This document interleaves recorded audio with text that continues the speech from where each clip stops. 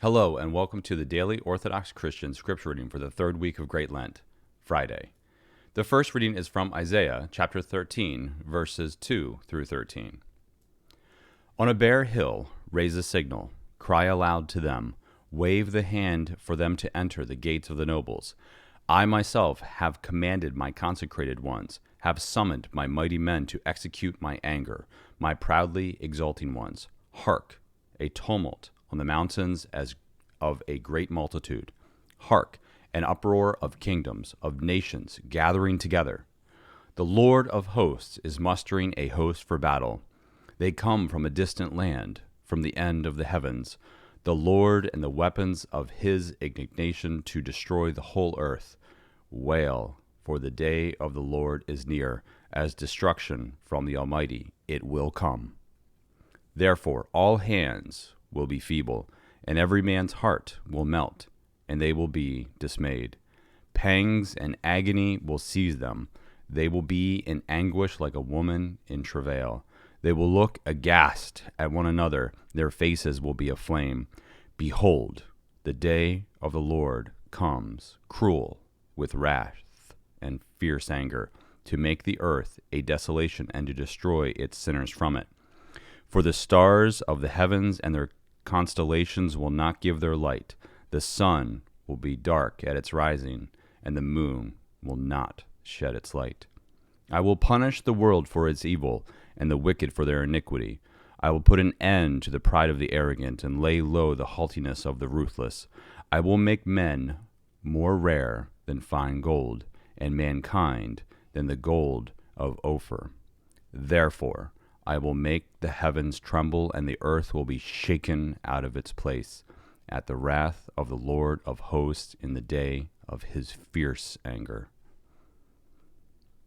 The second reading is from Genesis chapter 8, verses 4 through 21. And in the 7th month, on the 17th day of the month, the ark came to rest upon the mountains of Ararat, and the waters continued to abate until the 10th month. In the 10th month, on the first day of the month, the tops of the mountains were seen.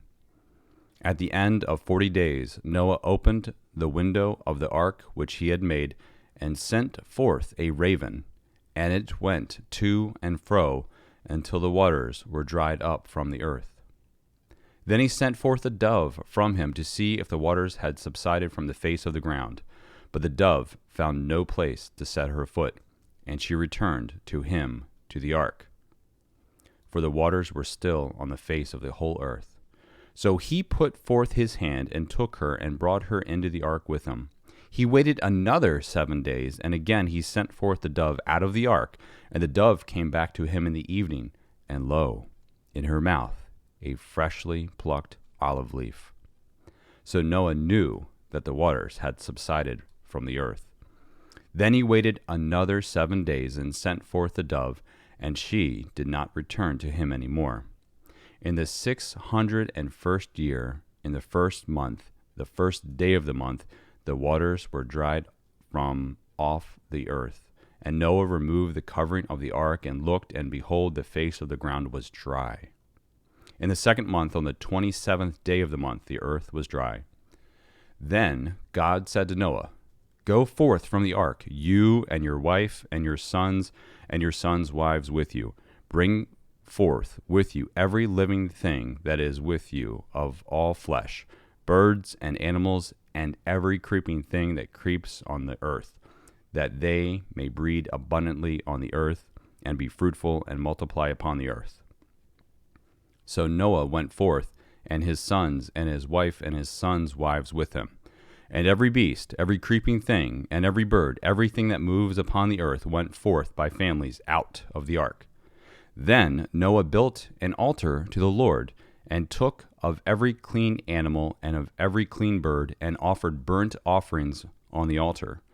And when the Lord smelled the pleasing odor, the Lord said in his heart, I will never again curse the ground because of man, for the imagination of man's heart is evil from his youth. Neither will I ever again destroy every living creature, as I have done. The third reading is from Proverbs chapter 10, verse 31 through chapter 11, verse 12. The mouth of the righteous brings forth wisdom, but the perverse tongue will be cut off. The lips of the righteous know what is acceptable, but the mouth of the wicked what is perverse. A false balance is an abomination to the Lord, but a just weight is his delight. When pride comes, then comes disgrace, but with the humble is wisdom. The integrity of the upright guides them, but the crookedness of the treacherous destroys them. Riches do not profit in the day of wrath, but righteousness delivers from death. The righteousness of the blameless keeps his way straight, but the wicked falls by his own wickedness. The righteousness of the upright delivers them, but the treacherous are taken captive by their lust. When the wicked dies, his hope perishes, and the expectation of the godless comes to naught. The righteous is delivered from trouble, and the wicked gets into it instead. With his mouth the godless man would destroy his neighbor, but by knowledge the righteous are delivered. When it goes well with the righteous, the city rejoices, and when the wicked perish, there are shouts of gladness. By the blessing of the upright a city is exalted, but is overthrown by the mouth of the wicked. He who belittles his neighbor lacks sense, but a man of understanding remains silent. Thank you for listening. Let the brightness of the Lord our God be upon us, and direct the works of our hands to do good. See you tomorrow.